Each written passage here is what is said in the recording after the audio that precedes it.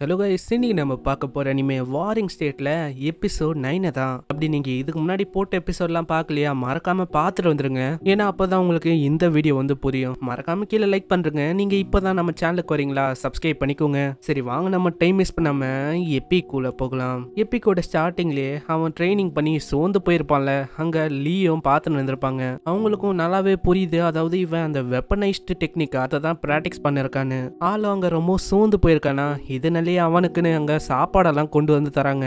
அந்த பண்ணை பார்த்தோன்னே ஆளுக்கு அந்த மாதிரி பசி எடுக்குதா, இதனால அவன் அப்புன்னு அதை அமுக்க ஆரம்பிக்கிறான். தாங்குவா, நீங்க வந்து கொஞ்சம் பொறுமையாவே சாப்பிடுங்க, இல்லைன்னா உங்களோட தொண்டையில மாட்டிக்க போகுது. ஆனா இப்போ நீங்க ட்ரை பண்ணிருக்கீங்களே வெப்பனைஸ்டு டெக்னிக், அது வந்து ஏன்ஷியன் காலத்துல கண்டுபிடிச்ச டெக்னிக் தான். அதுக்கு நிறையவே ஸ்ட்ரென்த் வேணும். நிறைய ஸ்ட்ரென்த் வேணும்னா நீங்க நிறையவே சாப்பிடணும். ஆமா ஆமா, அதுக்காக தான் நான் இப்போ சாப்பிட்டு இருக்கணும்னு சொல்லலாம். சரி அது இருக்கட்டும். இந்த மாதிரி ஆமா, உங்களோட அப்பா வந்து ஃபோர்ஸ் பண்றாரா என்ன? அதாவது எதுக்கு நீங்க தேவையில்லாம அந்த மோயு அவனை போய் மேரேஜ் பண்ணோம்? ஏன்னா அந்த அளவுக்கு அவன் நல்லவனா கூட எனக்கு தெரியல, அதனாலதான் சொல்றேன். அதுவா உனக்கு வந்து புரியாது. ஏன்னா இதுக்கு பின்னாடி நோபிலிட்டியோட ஒரு பெரிய கை இருக்கு. ஏன்னா எங்க ரெண்டு பேரோட ஃபேமிலி ஒன்னு சேர்ந்தா, அதாவது நோபிலிட்டி வந்து அதிகமாகும். அதாவது பரம்பரையோட ஸ்ட்ரென்த் சொல்லுவாங்களே, அது வந்து அதிகமாகும். ஆனா இது எங்க அப்பாவோட ஐடியான்னு சொல்ல முடியாது. ஆனா இது ஏதோ ஒரு காரணத்துக்காக நாங்க பண்ணிதான் ஆகணும். ஆனா அதுக்குன்னு நீங்க அவனையா மேரி பண்ணும்? இதெல்லாம் ரொம்ப இதுவா இருக்கு. இதெல்லாம் ஒரு பாலிடிக்ஸ் தான்.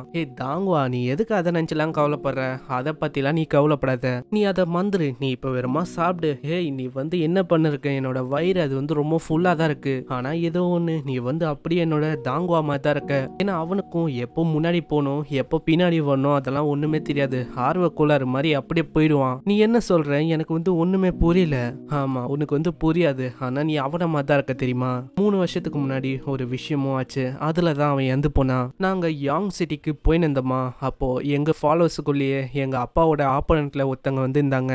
அந்த பர்சனுக்கு எங்க அப்பா மேல ஒரு வெஞ்சன்ஸ் இருந்திருக்கு. அதை அவரு கிட்ட காட்டாம என் கிட்ட காட்டினாரு. அன்னைக்கு என்ன கொல்ல வேண்டியது. ஆனா அதுக்குள்ளேயே தாங்கோ இதை பார்த்த கோமை அப்படியே கடிக்க ஆரம்பிச்சிட்டான் அவனை. அவன் எவ்வளவு கடிச்சானா, அதாவது அவனாலேயே அந்த தாக்கத்தை தாங்க முடியல.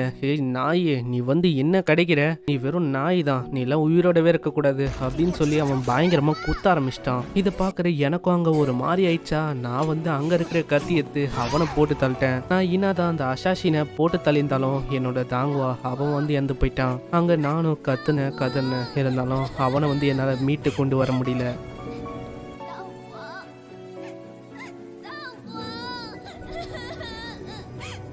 அந்த டைம்ல நான் வந்து எப்படியோ தப்பிச்சிட்டேன். ஆனா அவன் வந்து செத்து போயிட்டான். அவனோட லாயலிட்டி அது அவனோட லைஃபை வச்சுதான் காட்டுனானே. ஆனா நான் வந்து தப்பிச்சிட்டேன். இருந்தாலும் அவனை வந்து என்னால காப்பாற்ற முடியல. எனக்கு அதை நினைச்சா இப்போ கூட ரொம்ப கஷ்டமா இருக்கும் தெரியுமா? சரி, நீ வந்து இப்போ சேடான பாஸ்ட்டை பத்திலாம் பேச தேவையில்ல. ஏன்னா பாஸ்ட் வந்து அவ்வளவுதான், முடிஞ்சு போயிடுச்சு. இதுக்கு மேல நம்ம பிரசன்ட்டை பத்தி கவலைப்படலாம். ஆனா என்ன, நீ என்ன வேணா சொல்லு, நான் வந்து கண்டிப்பா அங்க சாக்ரிஃபைஸுக்கு போக தான் போறேன். எதுக்குன்னு நீ வந்து கேட்கலாம். நான் உன்னோட லாயலிட்டிக்காகலாம் ஒன்றும் போகல.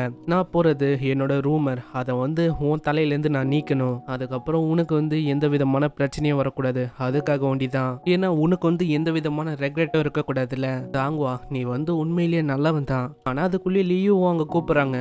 லீச்சன், உங்களுக்கு வந்து கிளாஸ் இருக்கு, வரலையா?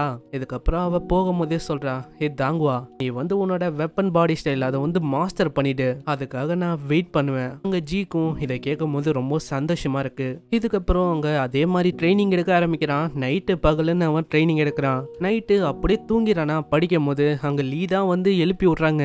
இது பக்கம் அவன் ராப்பகலா ட்ரைனிங் எடுக்க ஆரம்பிக்கிறான். அந்த டெக்னிக்கை கொஞ்சம் கொஞ்சமா கத்துக்க ஆரம்பிக்கிறான். அதே மாதிரி நேரங்களும் போக ஆரம்பிக்குது. அந்த ஸ்க்ராலை பார்த்து ஒவ்வொரு டெக்னிக்கா மாஸ்டரும் பண்ண ஆரம்பிக்கிறான். ஆனா டைமும் போக ஆரம்பிக்குதா. அந்த சாக்ரிஃபைஸ் அந்த காம்படிஷனும் வர தொடங்குது. அவனுக்கு அங்க டைமே இல்லாதனால எல்லாத்தையுமே ஒரே டைம்ல பண்ண பாக்குறான். இருந்தாலும் அவனுக்கு பண்ண முடியல. ஆனா அந்த டைம்ல அவனுக்கு பாஸ்ட்ல நடந்த அந்த விஷயம்லாம் ஞாபகம் வருது. அதாவது நம்ம லீ கிட்ட இவனை பத்தி தப்பா கத்திருப்பான்ல, அதெல்லாம் ஞாபகம் வந்தோடனே ஆளு இன்னமும் வெறியாயி அங்க பயங்கரமா ட்ரைனிங் எடுக்க ஆரம்பிக்கிறான். இதுக்கப்புறம் அந்த மேன்ஷனுக்கு அந்த டிவைன் லெட்டரும் வருது. அதாவது அந்த காம்படிஷனுக்கான லெட்டர் தான். இதையும் தளபதி கொண்டு போய் கொடுக்கறாரா. அங்க லீ கிட்டையும் சொல்றாரு, நம்ம ஜி வந்து நிறையவே ட்ரைனிங் பண்ணிருக்கான். அந்த கட்டைய வெட்டுற டெக்னிக், கையால வெட்டுற டெக்னிக்கையும் அவன் மாஸ்டர் பண்ணிட்டான். காலை இரும்பு மாதிரி ஆக்குற அந்த டெக்னிக், அதையும் அவன் மாஸ்டரும் பண்ணிட்டான். அவ்வளவுதான், அவன் பக்காவாவே தயாராயிட்டான்னு சொல்லலாம். ஆனா உனக்கு யாரு சொன்னா, அதாவது டிவைன் சாக்ரிஃபைஸுக்கு அவன் போறான்னு?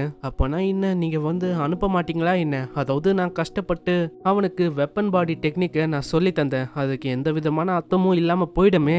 நான் ஒன்றும் அதுக்காக அவனுக்கு நான் அதெல்லாம் சொல்லித்தர சொல்லல. ஏன்னா அவன் வந்து ப்ரொடெக்ட் பண்ணும் மற்ற புலிஸ் கிட்ட இருந்து. ஏன்னா என்னோட தாங்குவா அதே மாதிரி தான் ஆர்வக்குள்ளார் மாதிரி போய் இறந்து போச்சு. ஆனா இவனுக்கு அந்த மாதிரி எதுவும் ஆகக்கூடாது. அந்த மாதிரி இன்சிடென்ட்டை நான் திரும்பவும் யோசிச்சு கூட பார்க்க விரும்பல. அதனாலதான் நான் வந்து இதை பண்ணிருக்கேன். இந்த சைடு ஜிய காட்டுறாங்க. ஆளு ஒரே ஒரு வெட்டை தான் போடுறான். அதுக்கே அந்த கட்டை அப்படியே துண்டா போய் எகிரி விழுது. இதுக்கப்புறம் அந்த கட்டை கீழே வருமா, காலை வச்சு அப்படியே உடைச்சிடறான் ஆளு. நான் நினைச்சு பார்க்கல, நான் ரெண்டுத்தையும் மாஸ்டர் பண்ணிட்டேன். ஆனா இன்னும் ஒண்ணு, இந்த மாதிரி QI அது ஷோபோன்ஸை நிறையவே கன்சியூம் பண்ணுது. அதனால என்னோட ஊன்ஸ் எல்லாம் அவ்வளோ சீக்கிரத்துல ரெக்கவர் ஆக மாட்டு. இதே மாதிரி போச்சுன்னா என்னால அங்க சண்டை போட முடியுமா? இப்படி இவன் யோசனை இருக்கும் போதே அவனுக்கு ஏதோ ஒரு விதமா ஃபீல் ஆக ஆரம்பிக்குது. ஏதோ அவனுக்குள்ள ஏதோ இழுக்கிற மாதிரியே ஃபீல் ஆகுது. ஏதோ அவனுக்குள்ள ஒரு டிசையரால பசி வந்து எடுக்கிற மாதிரிலாம் அவனுக்கு தோணுது.